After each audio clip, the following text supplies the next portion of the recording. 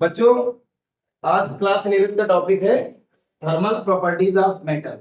Thermal properties of matter का मतलब है द्रव के तापीय गुण। चैप्टर का क्या नाम है? द्रव्य के तापीय गुण।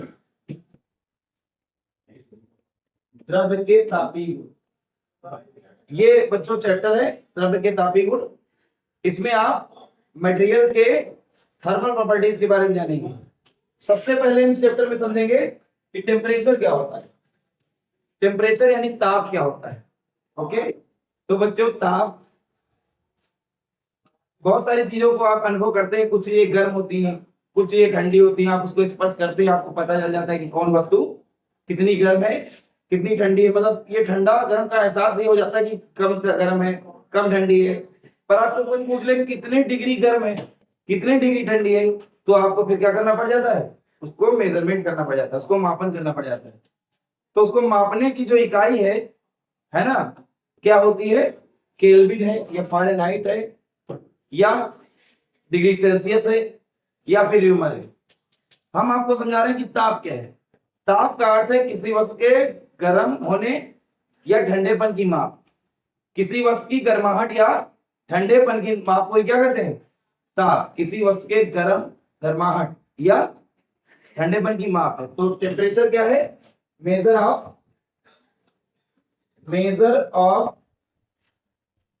कूलनेस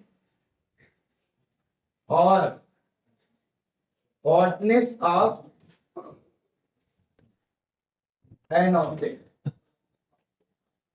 टेम्परेचर का क्या मतलब है? किसी ऑब्जेक्ट के, किसी वस्तु के ठंडेपन या गर्माहट की माप को हम क्या कहते हैं? ताप कहते हैं। अब ताप के बाद दूसरा वर्ड आता है ऊष्मा। क्या है ऊष्मा? माने होता है हीट।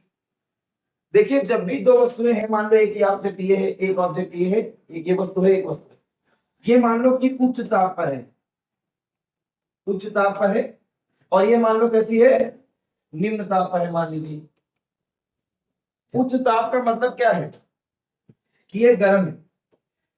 और निम्न ताप का मतलब क्या है? कि ये ठंडी है। अगर इन दोनों वस्तुओं को हम क्या कर दें?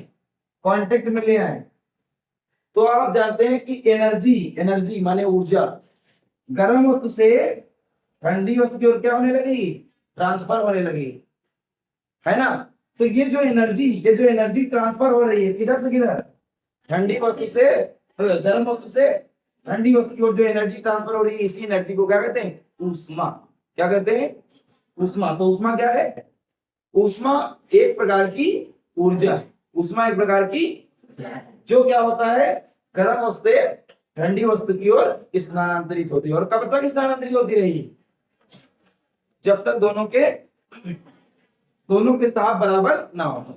तो ऊष्मा क्या है? ऊष्मा एक प्रकार की ऊर्जा है जो गर्म वस्तु से ठंडी वस्तु की ओर तब तक स्थानांतरित होती है जब तक दोनों वस्तुओं के ताप बराबर नहीं हो जाते। यानी heat is a kind of energy which transfer from hot object to cold object till the temperature of both the objects become same, equal. तो ये हो गई ऊष्मा की बात। अब हम बात करेंगे, एक वर्ड आता है तापमिति। थर्मोमीट्री क्या होती है? वर्ड से स्पष्ट है। ताप का मतलब है ताप को, मिति माने मापना। तो फिजिक्स की वो ब्रांच, भौतिक विज्ञान की वह शाखा जिसमें हम ताप के मापन का अध्ययन करते हैं, किसी वस्तु के ताप के मापन का अध्ययन करते हैं, उसे हम कहते हैं तापमिति। और ऊष्मामिति क्या होता है? ये भौतिक विज्ञान की वह शाखा है जिसमें हम उसमें मापन का अध्ययन करते हैं, ऊष्मा की माप का अध्ययन करते हैं, है ना। तो थर्मोमेट्री क्या है? The branch of physics deals with the study of measurement of temperature. ऊष्मा कैलोरीमेट्री क्या है? is the branch of physics deals with the study of heat, deals with the study of measure of heat। तो ये हो गया आपकी दोनों बातें। अब हम बात करते हैं कि ताप को हम किस किस स्केल में मापते हैं। ताप को मापने के लिए एक यंत्र बनाया जाता है जिसे कहते हैं थर्मामीटर। और हर एक थर्मामीटर का एक इकाई होता है, यूनिट होता है। कि जैसे अगर जो फ़ारेनहाइट थर्मामीटर है तो उसका यूनिट क्या होगा? फ़ारेनहाइट होगा, डिग्री फ़ारेनहाइट। अगर जो सेल्सियस थर्मामीटर है तो उसका यूनिट क्या होगा, डिग्री सेल्सियस। अगर जो आपका र्यूमर थर्मामीटर है तो उसका यूनिट क्या होगा, र्यूमर होगा। और केल्विन थर्मामीटर है तो उसका यूनिट क्या होगा, केल्विन होगा। ठीक है, तो आइए अब हम पढ़ेंगे टेम्परेचर स्केल, यानी ताप को नापने के लिए, ताप को मापने के लिए, ताप को मेजर करने के लिए जो डिफरेंट डिफरेंट एपरेटस हैं, जैसे कि आपका थर्मामीटर केल्विन वाला हो गया, थर्मामीटर डिग्री सेल्सियस हो गया, ये कैसे बनते हैं इसके बारे में जानते हैं। तो अगला टॉपिक है हमारा ताप के मापक्रम यानी टेम्परेचर स्केल। देखिए कोई भी थर्मामीटर बनाया जाए, थर्मामीटर क्या है तो जानते हैं, थर्मामीटर क्या है, ऐसी युक्ति जो ताप मापने के लिए प्रयुक्त होती है। थर्मामीटर क्या है, ऐसी युक्ति जो ताप मापने के लिए प्रयुक्त हो, उसे थर्मामीटर कहते हैं, यानी ताप मापी कहते हैं, हिंदी में ताप मापी। तो थर्मामीटर ये हमने बनाए कुछ 1 2 3 4 5वां नया थर्मामीटर बना सकते हैं आप नई स्केल से। तो ये थर्मामीटर पहला वाला ये डिग्री सेल्सियस थर्मामीटर, दूसरा है डिग्री फ़ारेनहाइट थर्मामीटर, तीसरा क्या है केल्विन थर्मामीटर, चौथा क्या है र्यूमर। तो हर एक थर्मामीटर में 2 पॉइंट होते हैं। हर एक थर्मामीटर में कितने पॉइंट होते हैं, कौन कौन से, एक होता है उसका भाप बिंदु जिसे बॉइलिंग पॉइंट कहते हैं, और एक बिंदु होता है कौन सा, हिम बिंदु, जिसे हम फ्रीजिंग पॉइंट कहते हैं। यानी किसी भी थर्मामीटर को आप बनाएंगे तो उसमें एक उच्चतम ताप होगा, एक उच्चतम ताप का बिंदु होगा और एक निम्नतम ताप का बिंदु। उच्चतम ताप का बिंदु होता है भाप बिंदु यानी बॉइलिंग पॉइंट, और निम्नतम ताप बिंदु जो होता है उसे हम हिम पॉइंट, हिम बिंदु या फ्रीजिंग पॉइंट कहते हैं। तो भाप बिंदु कितना होता है, जैसे मैं जल की बात करूं तो भाप बिंदु कितना होता है 100 डिग्री सेल्सियस, और जो बर्फ बिंदु होता है, बर्फ जल यानी पानी बर्फ कब बनता है 0 डिग्री पर। तो यहाँ पर हमने अगर जो मैं सेल्सियस पैमाना बनाऊं, कौन सा पैमाना, सेल्सियस, इसको बनाने वाले वैज्ञानिक का नाम था सेल्सियस। सेल्सियस ही वैज्ञानिक थे जिन्होंने ये थर्मामीटर बनाया था, और उन्हीं के नाम के आधार पर इसे क्या कहते हैं, सेल्सियस थर्मामीटर और सेल्सियस पैमाना हो गया। तो सेल्सियस थर्मामीटर को बनाया था सेल्सियस वैज्ञानिक ने कितने ईस्वी में बनाया था, 1700 ईस्वी में। इसी तरह फ़ारेनहाइट थर्मामीटर बनाया था किसने, फ़ारेनहाइट वैज्ञानिक का नाम था फ़ारेनहाइट, और कितनी ईस्वी में 1710 ईस्वी। और जो तीसरा था आपका केल्विन, केल्विन से पहले र्यूमर समझ लो, र्यूमर थर्मामीटर 1730 ईस्वी में बनाया गया, और केल्विन स्केल जो है वो कब बनाई गई 1852 में। और ये जो मैंने लास्ट में एक स्केल बनाई है, एक पैमाना बनाया है, ये नया आप खुद बना सकते हैं। उसमें भी क्या रखेंगे, एक आप हाईएस्ट पॉइंट रखेंगे TH, और एक क्या रखेंगे लोएस्ट पॉइंट यानी TL, और कोई भी टेम्परेचर आप इस पे मेजर कर सकते हैं।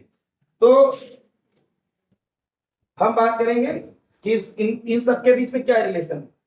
ये पहला डिग्री का जो लोअर टेम्परेचर है, लोअर टेम्परेचर सेल्सियस में बात करें तो 0 डिग्री पर होता है, और अगर जो हाईएस्ट टेम्परेचर जो है वो सेल्सियस में कितना होता है 100 डिग्री होता है। और बीच के कितने भाग कर दिए जाते हैं, कितने भाग होते हैं बीच में, 100 भाग होते हैं। कितने भाग होते हैं बीच में, 100 भाग होते हैं। इसी तरह को फ़ारेनहाइट पैमाने में जाए तो फ़ारेनहाइट में जो लोएस्ट पॉइंट है, लोएस्ट टेम्परेचर, वो कितने पर रखा गया है 32 डिग्री पर, और जो हाईएस्ट रखा गया वो कितने पर रखा गया है 212, और उसके बीच में कितने खाने हैं 180 खाने। कितने खाने हैं 180 मार्क है, 180 डिवीजन है इसके अंदर, 180 डिवीजन। अगर मैं केल्विन की बात करूं तो इसका लोएस्ट टेम्परेचर कितने पॉइंट कितने पर है 273, और जो हाईएस्ट पॉइंट है कितने पर है, और इसके बीच में कितने डिवीजन कर दिए गए हैं 100 डिवीजन ही इसके बीच में किए गए हैं। र्यूमर में बात करें तो इसका लोएस्ट पॉइंट कितने पर है 0 डिग्री पर, और हाईएस्ट पॉइंट कितने पर है 80 डिग्री पर। इसके कितने डिवीजन किए गए हैं 80 डिवीजन इसमें किए गए। अब आप जो है कोई नया स्केल बनाना चाहें तो मान लीजिए इसका नया स्केल में लोएस्ट पॉइंट TL है, हाईएस्ट पॉइंट क्या है TH है, और उसके आप भाग कितने करना चाहेंगे, मान लीजिए आप 100 ही कर देते, कितने पार्ट इसके करना चाहें 100 ही पार्ट कर सकते, ये कितने भी पार्ट कितने भी डिवीजन कर सकते हैं, ये आपके ऊपर डिपेंड। तो आइए हम इनके सबके बीच में रिलेशन बताते हैं।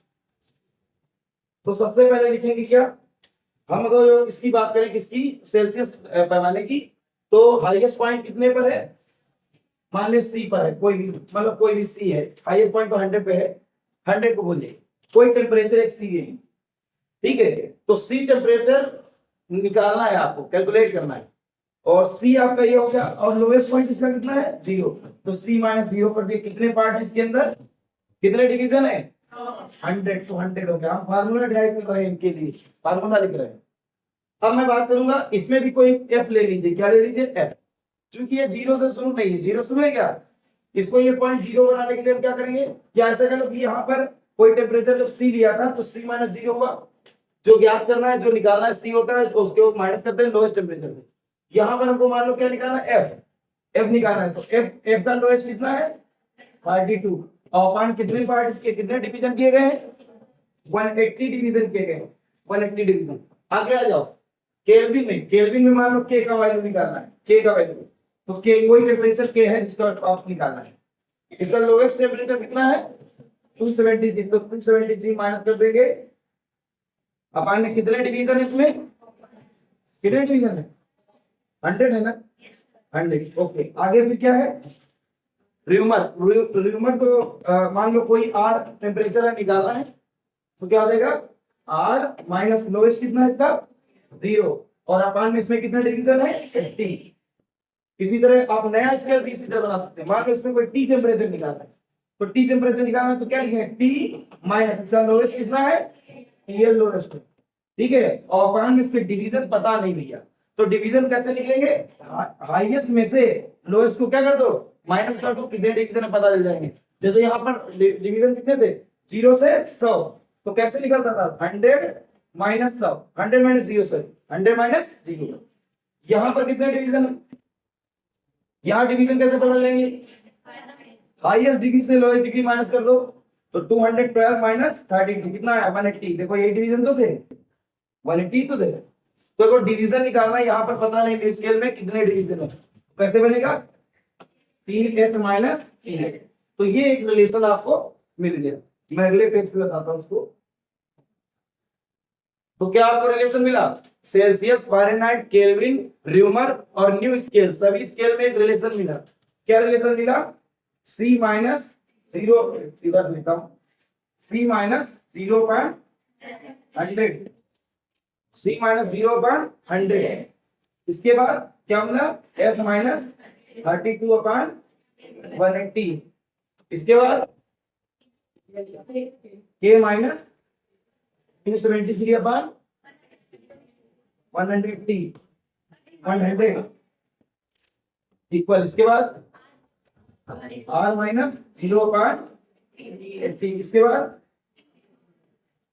P minus 3L/TH minus. तो ये एक रिलेशन आपको बन गया।